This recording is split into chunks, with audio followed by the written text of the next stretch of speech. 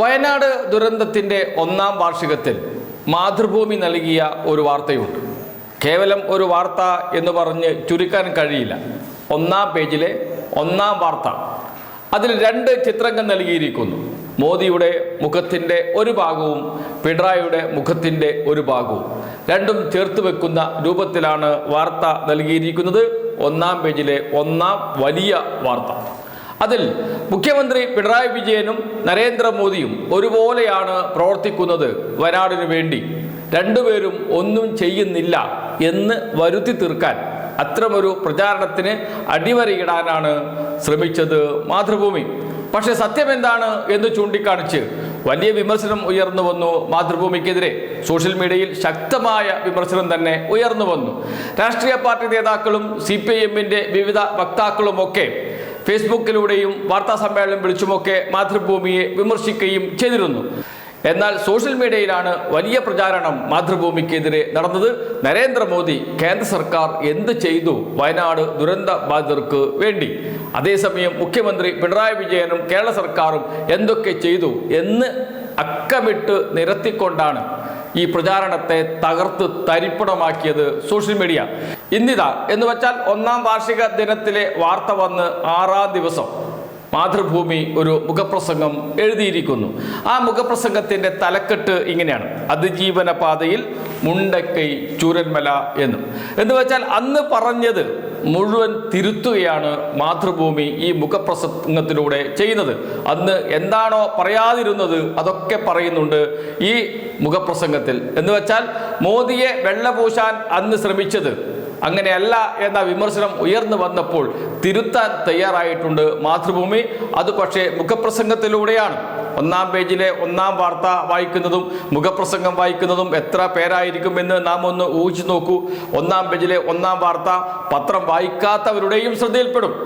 വീട്ടുമുറ്റത്തോ അതല്ലെങ്കിൽ വീട്ടിലെ മേശപ്പുറത്ത് കിടക്കുന്ന മാതൃഭൂമി വായിക്കാത്തവരും ആ 1-ാം പേജിലെ 1-ാം വാർത്ത വായിക്കും. അതോടൊപ്പം തന്നെ വിവിധ കടകളിൽ മാതൃഭൂമി ദിനപത്രം വിൽക്കാൻ തൂക്കിയിട്ടാൽ അവിടെ കാണുമ്പോഴും 1-ാം പേജിലെ 1-ാം വാർത്ത എല്ലാവരും വായിക്കും. പക്ഷേ എന്നാൽ മുഖപ്രസംഗം വായിക്കുന്നത് വളരെ വിരളമായവർ മാത്രമാണ് എന്ന് എല്ലാവർക്കും അറിയാം. അതുകൊണ്ട് തന്നെയാണ് ഈ സ്റ്റോറി ചെയ്യുന്നതും കുറച്ചു പേർ കൂടി ഇത് അറിയട്ടെ എന്ന് വിചാരിച്ചുകൊണ്ട്. തലക്കെട്ട്: അതിജീവന പാതയിൽ മുണ്ടക്കൈ ചുരൽമല. മുഖപ്രസംഗമാണ്. 2025 ഓഗസ്റ്റ് 4 തിങ്കളാഴ്ചയിലെ മുഖപ്രസംഗം. അതിജീവന പാതയിൽ മുണ്ടക്കൈ ചൂരന്മല. എന്താണ് പറയുന്നത് എന്ന് നോക്കാം. ആദ്യത്തെ 2 പാരാഗ്രാഫ് മോദിയെക്കുറിച്ചാണ്, കേന്ദ്ര സർക്കാരിനെ കുറിച്ചാണ്. അതിങ്ങനെയാണ്: ചൂരൽമല മുണ്ടക്കൈ ദുരന്തത്തിൻ്റെ 1-ാം വാർഷികവും കടന്നുപോയി. വേഗം സുഖപ്പെടൂ, ഞാൻ നിങ്ങൾക്ക് ഒപ്പമുണ്ടെന്ന് കണ്ണീരണിഞ്ഞു നിന്ന മനുഷ്യൻ്റെ കൈപിടിച്ച് ഉറപ്പ് നൽകിയ പ്രധാനമന്ത്രിയുടെ വാക്കുകളുടെ പൊള്ളത്തരം വെളിവായ കാലം കൂടിയാണിത്. 2024 ഓഗസ്റ്റ് 10 പ്രധാനമന്ത്രി നരേന്ദ്രമോദി വയനാട് സന്ദർശിച്ചത്. ദുരന്തമുണ്ടായ ദിവസങ്ങൾക്കകം ഇടപെട്ട പ്രധാനമന്ത്രി പക്ഷേ ദുരന്തത്തെ അതിതീവ്രമെന്ന് പ്രഖ്യാപിക്കാൻ 153 ദിവസമെടുത്തു. Special assistant for capital investment സ്കീമിൽപ്പെടുത്തി 529.5 കോടി രൂപയുടെ വായ്പ അനുവദിച്ചത് മാത്രമാണ് ഇക്കാലയളവിൽ കേന്ദ്രത്തിൽ നിന്ന് ലഭിച്ച സഹായം. സഹായം എന്ന് പറയാൻ പറ്റില്ല, വായ്പയാണ്. 529.5 കോടി രൂപ ആകെയുള്ള സഹായം എന്നാണ് മുഖപ്രസംഗത്തിൽ പറയുന്നത്. അത് വായ്പയാണ്, സഹായം എന്ന് പറയാൻ കഴിയില്ല. സംസ്ഥാന സർക്കാർ തിരിച്ചടക്കേണ്ട പണമാണ് എന്നുകൂടി ഓർക്കണം. ദുരന്തബാധിതരുടെ അതിജീവനത്തിലും ദുരന്തഭൂമിയുടെ പുനർനിർമ്മാണത്തിലുമായി കേരളം അപേക്ഷിച്ച 2220 കോടി രൂപയെപ്പറ്റി മിണ്ടാട്ടമില്ല. അങ്ങനെയാണ് 1-ാം പാരഗ്രാഫ് അവസാനിക്കുന്നത്. 2-ാം പാരഗ്രാഫ്: മറ്റെല്ലാം പോകട്ടെ എന്ന് വെച്ചാലും അതിജീവിത കുടുംബങ്ങളുടെ കടക്കണി സംബന്ധിച്ചെങ്കിലും കേന്ദ്രം മറുപടി പറഞ്ഞേ തീരൂ. 35.3 കോടി രൂപയുടെ വായ്പയാണ് എഴുതി തള്ളേണ്ടത്. കേരള ബാങ്ക് നൽകിയ 4.98 കോടി രൂപയുടെ വായ്പ എഴുതി തള്ളിയിട്ടുണ്ട്. ഇനി തീരുമാനമെടുക്കേണ്ടത് കേന്ദ്ര സർക്കാരാണ്. വായ്പകൾക്ക് മൊറട്ടോറിയം എന്നാണ് കേന്ദ്ര നിലപാട്. മൊറട്ടോറിയം കാലാവധി തീരാനായി.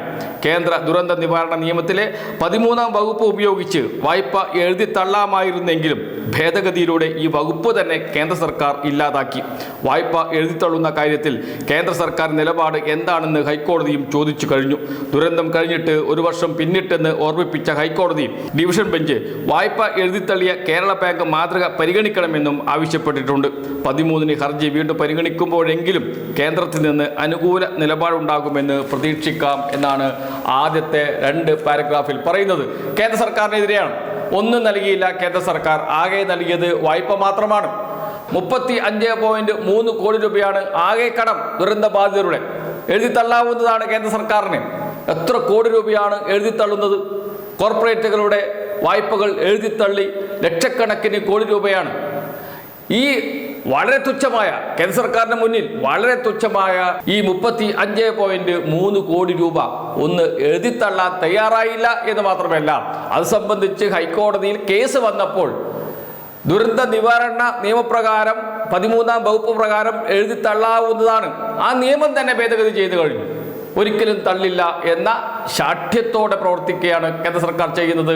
ശത്രുതാപരമായ സമീപനമാണ് കേന്ദ്ര സർക്കാർ സ്വീകരിക്കുന്നത് വയനാട് ദുരന്ത ബാധിതരോട് എന്നതിന് ഇതിൽ പരം ഉദാഹരണം വേറെ വേണ്ട. ഇനിയിപ്പോൾ അടുത്ത പാരഗ്രാഫ് കേരള സർക്കാരിനെ കുറിച്ചാണ് പറയുന്നത്. അതിൽ പറയുന്നത് ഇങ്ങനെയാണ്: പാളിച്ചകളുണ്ടാകാം, വേഗക്കുറവുണ്ടാകാം, പക്ഷേ ദുരന്തബാധിതരെ ചേർത്ത് പിടിക്കാനുള്ള ആത്മാർത്ഥമായ ശ്രമങ്ങൾ സംസ്ഥാന സർക്കാരിൽ നിന്ന് ഉണ്ടായി എന്നത് വിസ്മരിക്കാനാവില്ല. ദുരന്തബാധിത കുടുംബങ്ങൾക്കും ഈ ബോധ്യമുണ്ട് എന്നതാണ് മാതൃഭൂമി നടത്തിയ സർവേയിൽ വ്യക്തമായത്.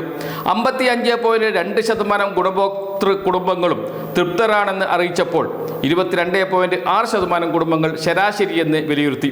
താൽക്കാലിക പുനരധിവാസ കാര്യത്തിൽ സർക്കാർ ഇടപെടൽ തൃപ്തികരമാണെന്നാണ് ഇത് സൂചിപ്പിക്കുന്നത്.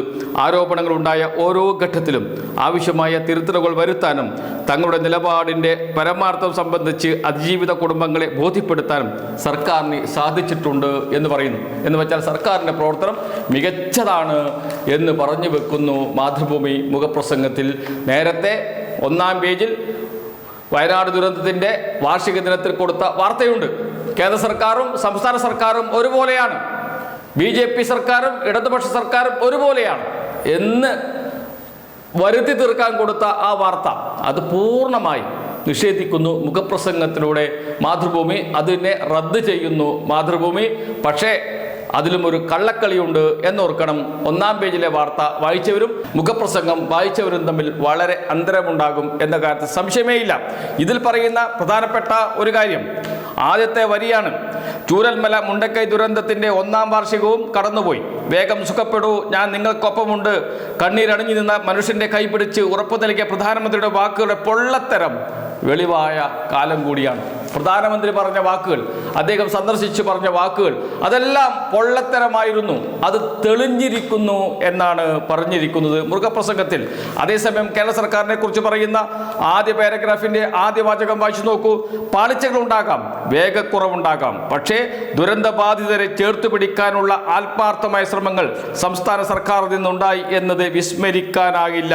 അതേ പാരഗ്രാഫിലത്തെ അവസാനത്തെ വരി: ആരോപണങ്ങളുണ്ടായ ഓരോ ഘട്ടത്തിലും ആവശ്യമായ തിരുത്തലുകൾ വരുത്താനും തങ്ങളുടെ നിലപാടിൻ്റെ പരമാർത്ഥം സംബന്ധിച്ച് അതിജീവിത കുടുംബങ്ങളെ ബോധ്യപ്പെടുത്താനും സർക്കാരിന് സാധിച്ചിട്ടുണ്ട് എന്ന്. അതിനുശേഷം ഉള്ള പാരഗ്രാഫിൽ ചില പോരായ്മകൾ ചൂണ്ടിക്കാണിക്കുന്നുണ്ട്. ഒരു സംശയം വേണ്ട, അത് നല്ലതാണ്. സൃഷ്ടിപരമായ വിമർശനങ്ങൾ ഉയർന്നു വരണം.